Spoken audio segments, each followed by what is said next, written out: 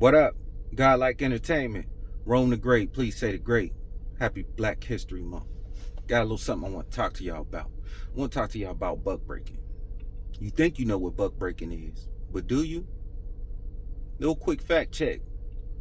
Buck breaking is when you have rebellious slaves, ones that don't want to listen to master, ones that want to run, ones that don't want to do the work, ones that say, no, I ain't doing this no more. Then he takes said slave, strips him butt naked, beats him in front of the congregation of slaves. Then he takes his kids, bring his kids front and center, make them witness these acts. But they're not done yet. No, we gotta get sicker. Then they go cut a tree down.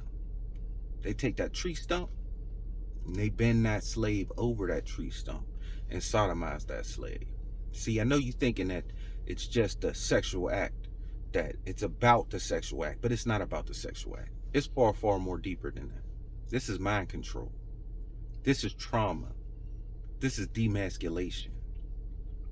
So after they do all that, they still not done. You know what they do?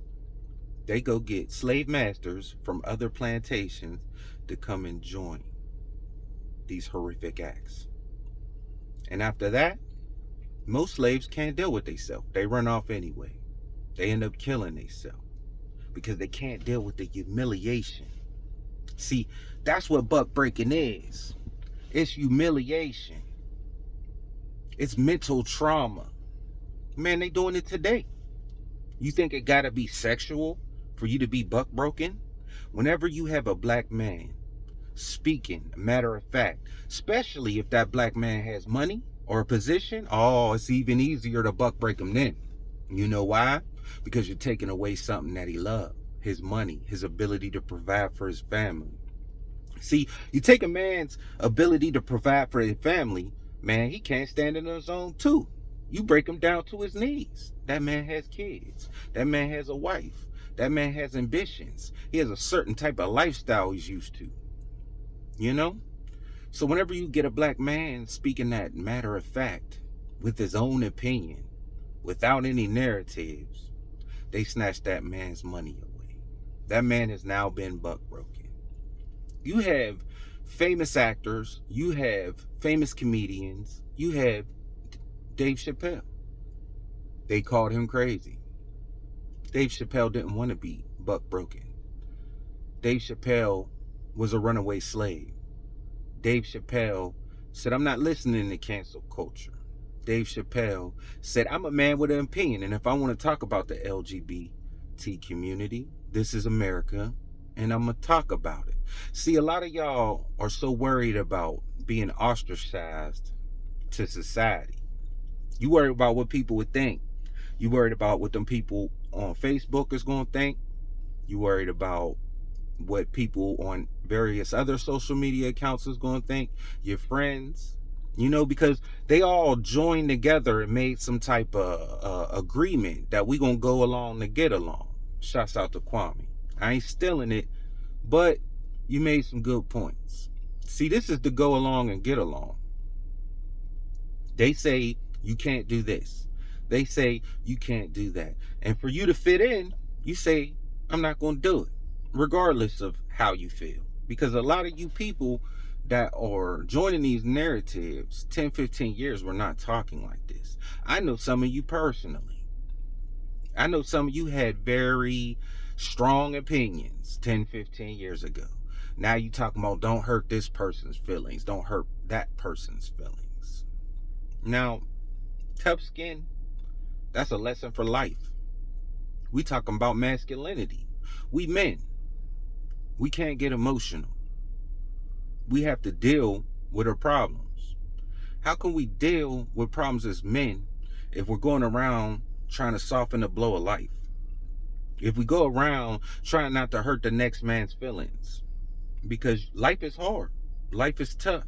You're going to have to deal with it. See, men of the past, man, we've been through it all. They didn't call us all types of names. They didn't try to put hands on us. They didn't discriminate against us. They didn't care about our feelings, not one bit. But you know what? We stronger for it. We leaders. We're teachers. And people like us, We need to take our community back. We need to take our community back from narratives, from organizations that push their narratives farther than the black man's narrative. Black man been in this country since the indoctrination of this country.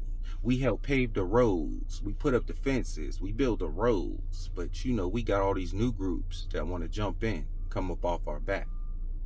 And then they want to tell us stories, Oh, my grandparents came here from this country and they didn't have nothing but $1 to their name and they did it. Yeah, you did it off our backs. There wouldn't be an economy here if we didn't provide the cheapest labor ever, which is called free. You wouldn't be benefiting off of that. See, that's the systemic part of it. You hit these systemic parts because people don't want to take the time and think.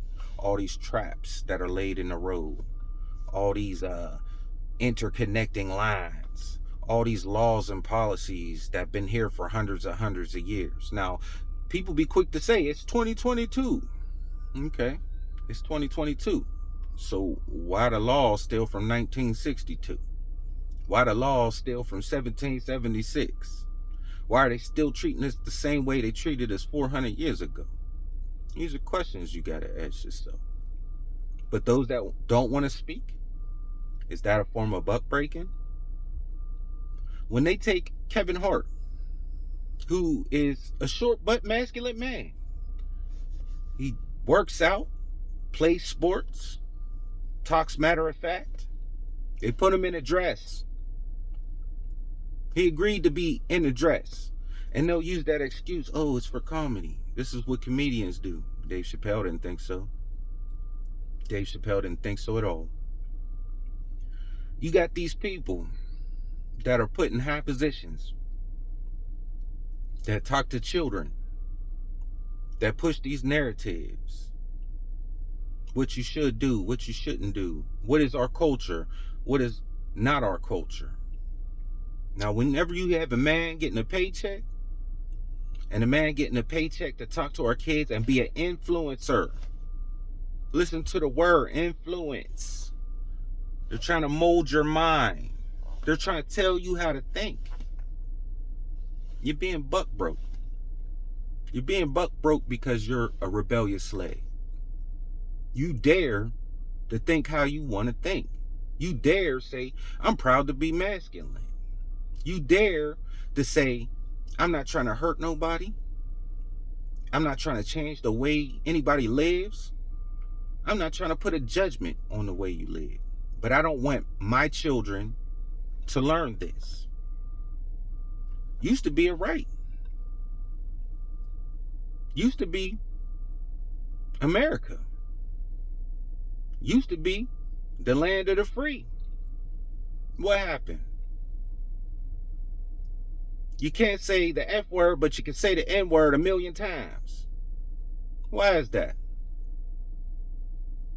I mean, who even said the F word was bad? We know the N word's bad. But why is this? We've been here 400 years, 500 years going on. Why can you say the N word on TV? Why can our kids hear the N word? You can say it as many times as you want. Why is that not a hate crime? But if you get on a social media platform, say the F word or several other derogatory words, you're going to get shut down. You're going to get canceled. Why does nobody get canceled for saying the N word? Why does nobody say nothing? Why do we sit here and allow it? Because we're used to saying the N word to each other. We say it so much, we call people of other races the N word. Maybe we need to stop. I mean, but with anything, that's going to be time. I mean, we're mentally damaged. But it is what it is. We have to do what we have to do. And the first things first, we have to be masculine men. We have to say we're unapologetic for being masculine men. I'm not going to apologize for having masculine points of views. Because I'm pretty sure on the opposite side of the coin, they have their point of views. Nobody's saying nothing. You know why? Because you'll get a hate crime for just simply disagreeing. Masculinity is important to teach our children. Masculinity is important for our community. Masculinity is important for our people. How can we stop these attacks if we have no warriors? If we have no men that'll stand up and speak matter of fact, no matter what? No matter if you take our money, no matter if you take our freedom, no matter if you take our life. This used to be the case. But today in 2022, they've done such a good job that it's hard to see nowadays. And the ones that do, we need to protect them. Because you ain't going to see too many in the future unless we do something now. So we're all in February. We're all in Black History Month. What do you learn during Black History Month? What do you gain from it? How can we even have such a thing when they don't even report our history in their history books? You ever think about that? When you find some real Black history, it's not going to be in the history books. It's going to be in a newspaper. It's going to be in a book written by a Black person. It's going to be passed down from generation to generation in the families. So how do we have Black History Month? When do we ever learn history in Black History Month? What you want to learn? About the peanut? George Washington Carver? It's the only Black person that ever did anything, huh? The only Black person that you can tell us about is a person that, had different ways of using the peanut, which was a great thing. No disrespect, but we heard this before. Now, in 400 to 500 years, we had to have some Black people that made more of an impact than that. Because if you look at American culture, anywhere but America, it's focused on African American people. Our sports, our music, our entertainment. That's what everybody else see. But in here we got blinders. They got their 3D glasses on, so they can't see it. They try to switch the narrative to something else. So we really got to ask ourselves, what are we doing in Black History Month? I say we dig deep. I say they find a history that they don't want us to know. I say we tell everybody about it. I say we educate ourselves on the greatness. Because how could we have ambitions to be something when we feel like we come from nothing?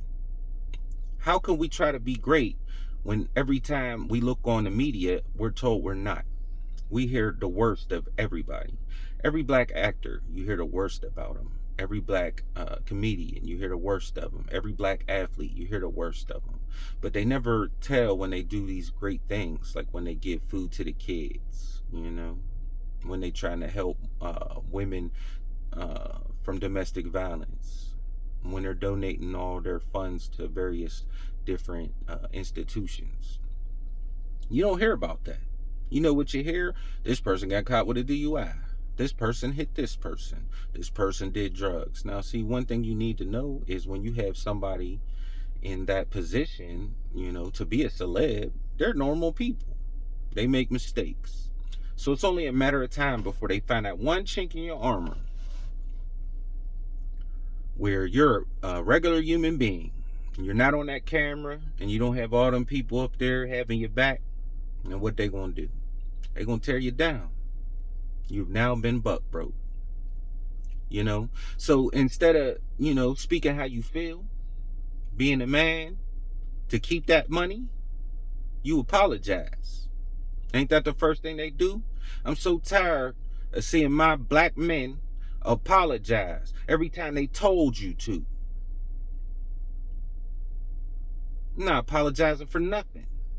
Because if you're an upright man and you said it, then you meant it.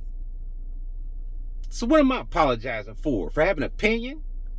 I'm a human being. I bleed just like you. I'm gonna apologize for it. Man, I ain't saying sorry for nothing. You hear me? Follow me. Don't follow me. I'm here. I have an opinion. I'm a human being.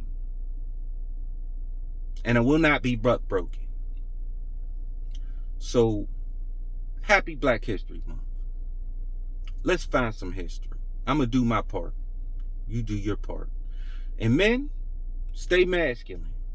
Stay unapologetic. And don't get buck broken. It's Rome the Great. Godlike Entertainment. I'm out this piece. Peace.